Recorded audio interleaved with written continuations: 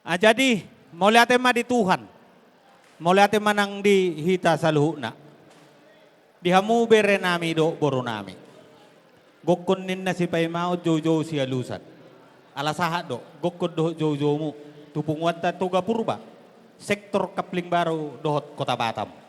Jadi di sialani audo bere do boru, mewakili sektor kapling baru sekitarnya dohot kota Batam. Jala hubud do angkarani. Jadi di sialani jongjong awison songon mewakili punguat toga purba di ulaun jelas ni rohaon. Di sialani tong do hubuk kami sa tonga-tonga ni punguat ta ulos na gajang si toro rabu.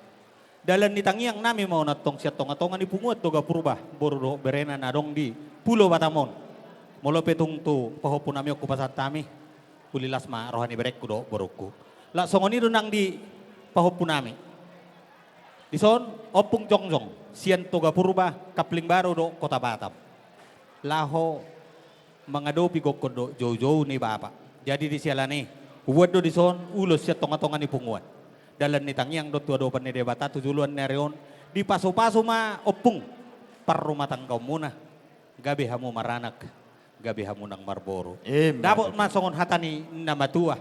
Asa tubuh mahariara di holak kolang ni huta. Tubuhan anak mahamotong namar sangap, dohot boru namar tua. Songonima sahat ni hata siak kami, toga purba kapling baru, dohot kota Batam. Pasat taima.